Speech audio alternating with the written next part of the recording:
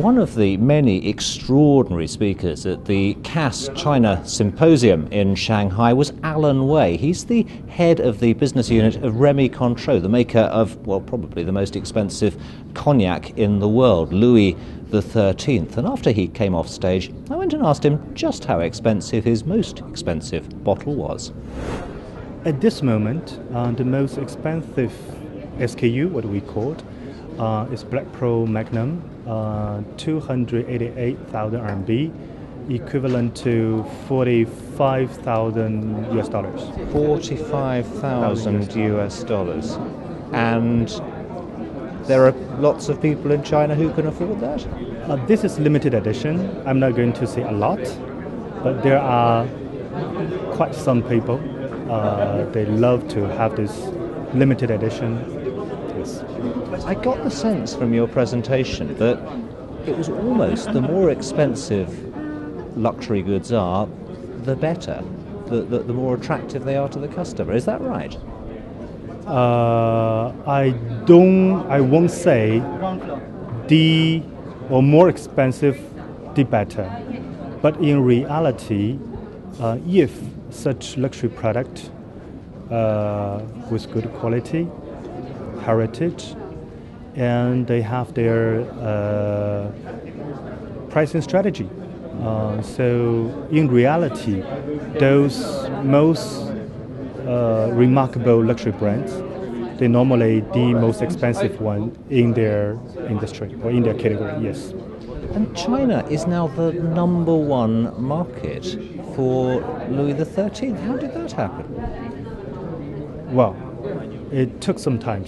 So 5 to 6 years ago, we are not the number one.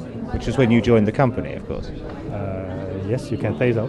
But now we are number one. I think, thanks to the economical growth of China, and I think the economical crisis brought negative impact to some other markets. So somebody up, somebody down.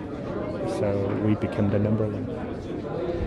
Are the rules for selling luxury goods the same the world over? I mean, is the recipe the same whether you're selling these objects in the United States or China? No. I think the key to the success is to understand the local insight and to tailor-make the events or campaigns to different markets. So definitely, no matter consumer demographic or the way of promotion sales techniques in China and in US are pretty much different. Who do you see your competitors as? You're a maker of the king of cognacs, but who are your competitors?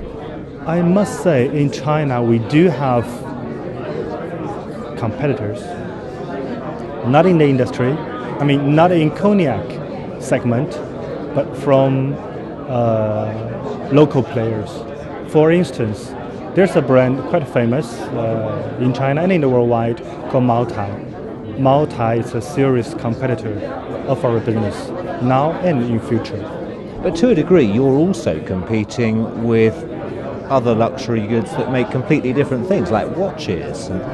Only if you're considered as a gift-giving item, yes. But you see those as your competitors? Those are the people that you are, in the end, competing for a share of their wallet? If we're talking about gift-giving, whichever items with the same or similar price range of Louis, they are our potential competitors.